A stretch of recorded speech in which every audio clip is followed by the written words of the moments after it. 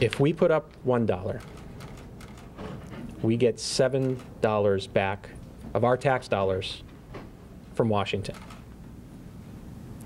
It is that simple. We're getting $7 for a dollar we spend. Now, there was a few people that have been put in jail for making those kinds of promises, Mr. Madoff, Mr. Petters, and a guy named Ponzi, who make promises they cannot keep. Minnesotans, whether they're Democrats, Republicans, or independents, have always been concerned, and currently we're ranked 46th in the nation for tax dollars that we receive back, that we send to Washington, that we get back. For every dollar we send to Washington, we get 72 cents back. That's been a concern of Governor Pawlenty. That's been a concern of the legislature and Minnesotans in general. This early MA option would bring more money back to Minnesota that we send out there. The money, the $1.4 billion that we would get from the feds for $188 million of our money doesn't go to poor people. It goes to our hospitals, it goes to our doctors, it goes to our nurses.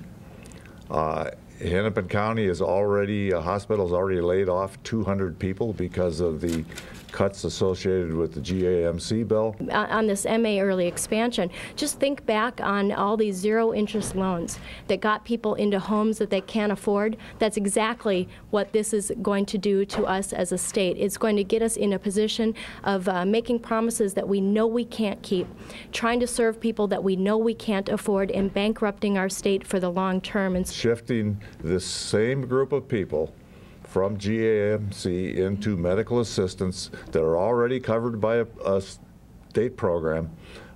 There's very little expansion in terms of the number of new people. It's people that are already on GAMC or already on Minnesota Care that would move over to MA, and that would allow us to send a lot more money to our hospitals and to our doctors and to our nurses.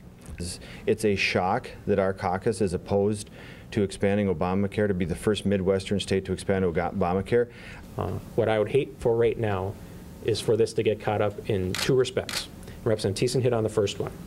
If people try to take national politics, Tea Party politics, and bring that into the discussion, because that's not what we're talking about.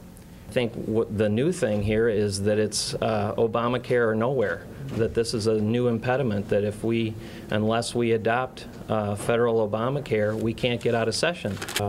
Using that sort of rhetoric puts into politics too much what is good policy. This is their own proposal, and they have now renamed it and are now against it. And that's what's unfortunate. I just want to go back to what Representative Thiessen said. We have to separate what's happening in Washington and what's going on in Minnesota right now. This is a House Republican proposal that we're putting forward to try to end the session and have a good deal for Minnesotans.